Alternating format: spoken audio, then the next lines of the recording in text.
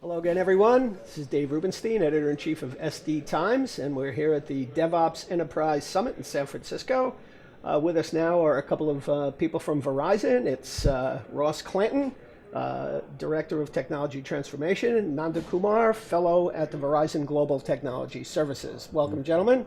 Thank you. So you just got out of your session talking about a DevOps journey with a competitive twist. One of the things that I've picked up on, a recurring theme from attendees, people just want to know, where do you start? That seems to be a big challenge to people. So maybe, I don't know if that was part of your presentation earlier, but maybe you could give folks an idea of where you begin, with DevOps transformation. Sure, I can start, and you can feel free to jump in. I think the key on where do you start is you just need to start, and that's a theme that I know we've shared, and some of the other speakers here, we've talked about that as well. Everyone kind of has a different starting point, but I think culture is really, really important, and I think figuring out how to engage the teams on the ground, the engineers and the people that are actually working and building software, but also engage the executives and figuring out how to start to get things going from both directions so that you can build momentum around transformation. I think that's the key. It's getting that tops down support, and it's getting people bought in on the bottom too. All right. Yeah, and maybe a different twist to that is to ask the question how not to start. Yeah. Right. Because the one thing that for sure that you don't want to do is to start talking about tools and tools rationalization while it's tempting and it's something that's tangible for someone to go after. That is a no-go to begin with, right? Because then that just rolls off into different types of conversation on which tool to pick and which tool to have and all that stuff, right? So instead, the focus has to be around, what are the practices, and and what are the outcomes that we want to achieve.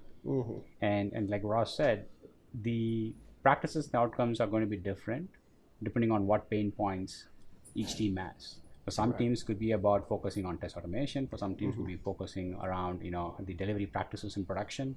Or for some teams, it could just be about branching practices, right? So I think the combination between what not to do to begin with that is going to put you on the wrong foot, and then focusing on what is the outcome we want to achieve would be probably a way that I would recommend people look at it. Very interesting. So where did you folks start when you began your trip?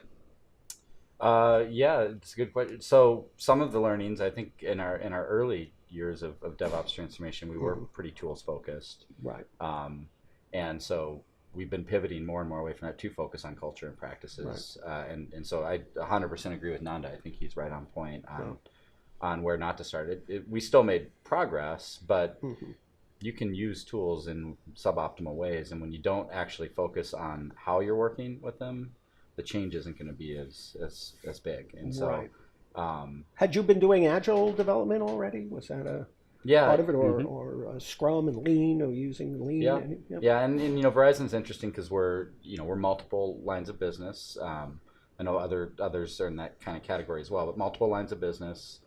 Each business has some level of autonomy, and traditionally has had some separation even with some of the technology.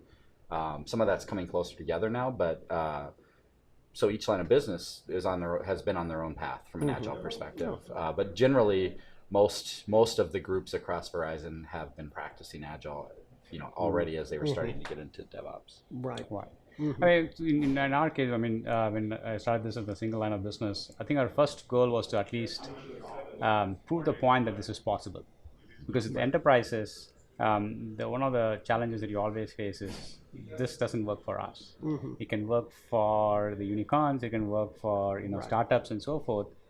But there's always the concept or the assumption that it cannot work in an enterprise. And of course, the last few years, you've seen more and more enterprises changing around. So for somebody starting now, they can start looking at these. But the way we started was we wanted to at least take one application and kind of prove the point of, hey, how does this work look like? Right. And typically the answer that you will get once they see that is, oh, that's possible for a small application. That's not going to work for a large one. Then you go crack that barrier. So that's kind of how we went about this is, let's go take the first crack. If I see a crack, then that's a win. Then let's go do what we have to do to wedge that wall to make it bigger and bigger and bigger. Very interesting. So you talked about the competitive twist in your session. What is that? What is that all about? So one of the initiatives that we started when we went down this path is the concept of a DevOps Cup. It's like looking at how gamification can be leveraged to influence the human behavior, right? Because we at heart, everybody has a pride and passion. So how do you tap into it? Right. And that's where we said, the one way that we could achieve this outcome is by bringing in gamification, and also have this gamification defined in a way that's focusing on the outcomes and collaboration.